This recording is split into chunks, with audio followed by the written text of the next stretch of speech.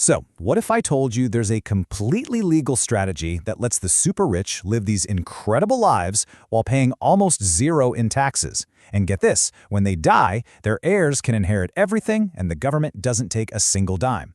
Now, this isn't some conspiracy theory. It's a system, and it's been hiding in plain sight for over 100 years. Tonight, we're going to expose the entire playbook.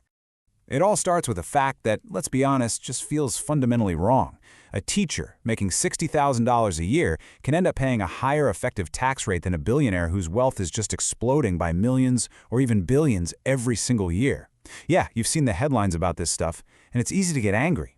But the real story here isn't about outrage. It's about understanding the mechanics of a totally different financial universe. So, yeah. How is this even possible? How can someone build up just unimaginable wealth and pay next to nothing into the very society that helped them build it?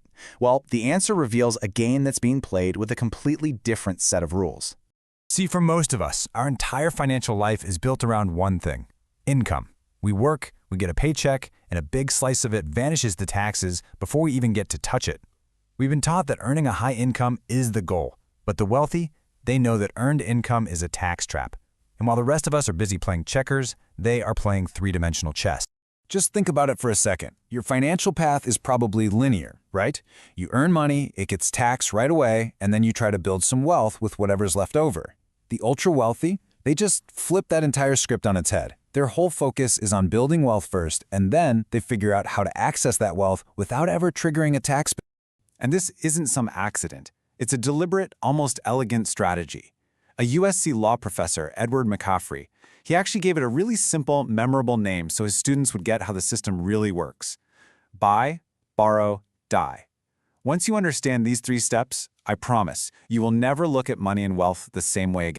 Okay, so step 1 is buy, but they're not buying things that spit out a taxable paycheck. No, they purchase what are called appreciating assets, things like growth stocks that don't pay dividends, maybe some real estate, fine art, or shares in private companies. Now, here is the crucial part.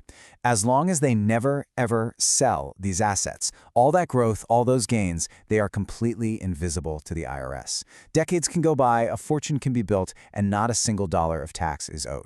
Which, of course, leads to the obvious question. I mean, you can't pay for your groceries with a stock certificate, right? How in the world do you fund a lavish lifestyle with assets that you never, ever sell? This is where the true genius of the system kicks in. And here it is. This is the secret key that unlocks the entire strategy. The government does not tax debt. A loan is not income. When that borrowed money hits your bank account, it is completely tax-free. And the wealthy have turned this simple fact into a powerful weapon. This brings us to the borrow phase. They just go to a private bank and take out a massive loan against their portfolio of appreciating assets. The financial tool is often called a securities-based line of credit. And just like that, they get millions in cash to live on, tax-free. And because their collateral, their portfolio, is so strong, the interest rates they get are incredibly low. We're talking maybe 2 or 3%. Okay, I know what you're probably thinking right now. This sounds like a total house of cards. What happens to all that debt? I mean, you can't just borrow forever, can you? Isn't it all going to come crashing down at some point? And that brings us to the final, and frankly, most macabre, step in the entire playbook. The last step is die. When the wealthy individual passes away, their heirs inherit the entire portfolio. But because of a little provision in the tax code called the stepped-up basis, the value of all those assets gets reset to the market price on the day of death. You know, all those decades of untaxed gains? Poof, they just vanish. Wiped clean from the books forever.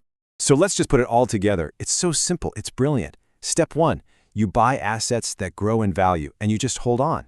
Step 2, you borrow against them for tax-free cash to fund your entire life. Step 3, you die and your heirs inherit everything at the new higher value. They can then sell a small portion to pay off all the loans and they owe zero capital gains tax on a lifetime of growth. The family wealth is transferred completely untouched. Now, to really see the power of this, you've got to look at the numbers. So let's walk through a quick case study to see just how unbeatable this strategy is. We'll call our investor Maria.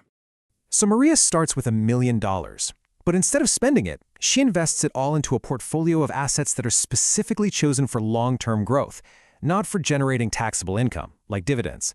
So, fast forward 10 years. thanks to tax-free compound growth at a pretty conservative 7% a year, her portfolio is now worth $2 million. She's just made $1 million without paying a single cent in tax. Now, Maria wants some cash to live on. If she sells, she gets hit with this brutal tax bill. We're talking around $250,000. But she doesn't sell. Instead, she just walks into her bank and borrows against her $2 million portfolio. And the bank is more than happy to give her a line of credit for up to $1.4 million, completely tax-free. Okay, now here's the part that is it's almost comically unfair. While Maria's paying, let's say, 6.5% interest on her loan, her portfolio is still growing in the background. If it grows by, say, 8% that year, her wealth is still increasing faster than her borrowing costs. She is literally getting paid to borrow money while living a tax-free life. And then, when Maria eventually passes away, her heirs get the portfolio, now worth many millions more. They sell just enough to pay back all the loans, and because of that stepped-up basis, the total tax bill on a lifetime of growth is zero. A big fat zero. And the cycle can just begin all over again. You know, the most frustrating part about all of this is that it's not some sneaky loophole they found. This isn't tax evasion, it's tax avoidance. The system is being used exactly as it was written, exactly as policymakers designed it. And this right here perfectly illustrates why so much of the political debate we hear about taxes just completely misses the point.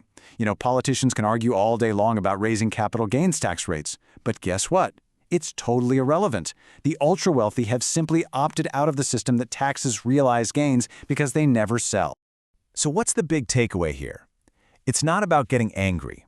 It's about understanding the huge mindset shift at the very heart of this strategy.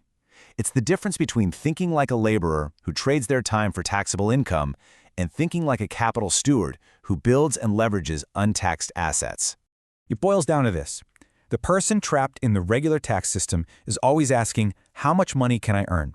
But the person who understands the real game, they're asking a totally different question. How much value can I build in my assets, and how much can I borrow against that value? It's a profound mental shift. Now look, you don't need to be a billionaire to learn from this. The principle is universal, even if you're starting on a much smaller scale. And it really forces you to ask yourself a tough question.